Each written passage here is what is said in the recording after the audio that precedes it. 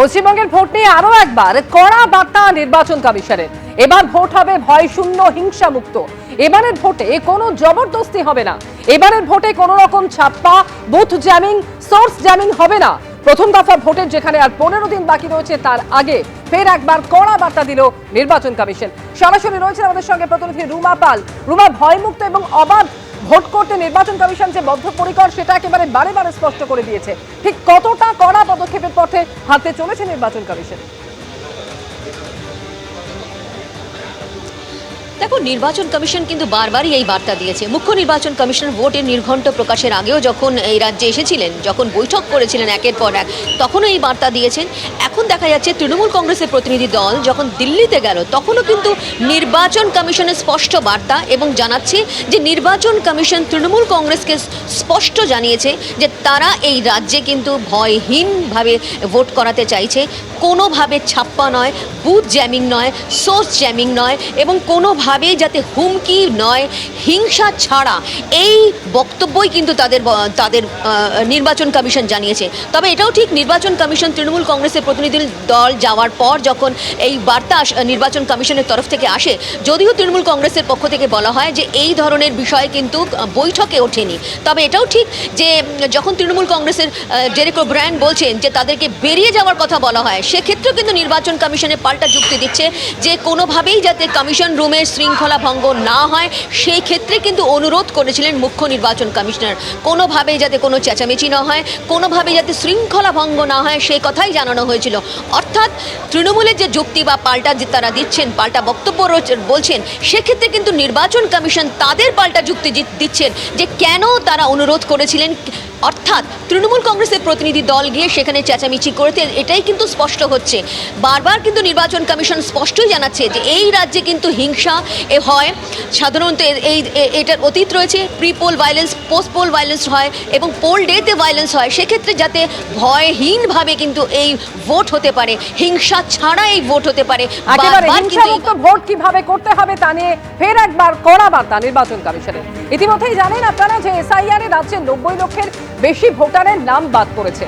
60 লক্ষ বিচারাধীন ছিল, যার মধ্যে 27,16,393 জনের নাম বাদ পড়েছে। এসআইআর এর খসড়া তালিকাতেই প্রথমে 58 লক্ষের নাম বাদ পড়েছিল এবং এরপরে যে চূড়ান্ত তালিকা প্রকাশিত হয়, সেখানে আরো 5.5 লক্ষের নাম বাদ পড়ে। আর এবার বিচারাধীন লিস্ট থেকে প্রায় 27 লক্ষের নাম বাদ পড়লো। আর এই নামবাদের তালিকায় একেবারে শীর্ষেই রয়েছে মুর্শিদাবাদ, তারপরেই রয়েছে উত্তর 24 পরগনা এবং মালদা। বিচারাধীন তালিকায় মুর্শিদাবাদের 4.5 লক্ষেরও বেশি নাম ডিলিট হয়েছে এবং মালদাতে বাদ পড়েছে 2,39,000-এরও বেশি নাম।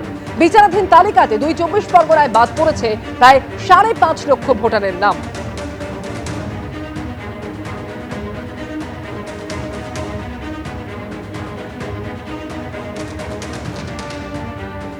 আর এসআইআরে এই নাম বাদ পড়া নিয়ে দুঃখ প্রকাশ করলেন মমতা বন্দ্যোপাধ্যায়। তিনি বলছেন, আজ আমি দুঃখিত, মর্মাহত, এত নাম বাদ দিয়েছে মানুষের। আমি এখনো বলবো এটা সুপ্রিম কোর্টের অর্ডার ছিল। 32 লক্ষ নাম উঠেছে 1,20,00,000 মধ্যে। আর কি বললেন তিনি, শুনুন। আমি মনে দুঃখ নিয়ে করছি, কারণ এত নাম বাদ দিয়েছে মানুষের। আমরা এখনো বলবো এটা সুপ্রিম কোর্টেরই অর্ডার ছিল। 32 লক্ষ নাম উঠেছে 1,20,00,000 মধ্যে, সেটাও আমার কোর্টে কেস করার জন্য। বাদ বাকি 58 লাখ খোলাই হয়নি। তার মধ্যে কিছু বাদ হতে পারে যারা ডুপ্লিকেট ভোটার বা মৃত ভোটার। বাদ বাকি এমনকি অ্যাডজুডিকেশনে যে 27 লাখ কয়েক হাজার বাকি আছে, 50,000, 60,000-এর মতো, তাদের ভোটাধিকার দেওয়া উচিত বলে আমি মনে করি। পরে নাম তুলে কি হবে? তারা তো ভোটটা দিতে পারবে না। সুতরাং এটা তো সুপ্রিম কোর্টেরই অর্ডার ছিল।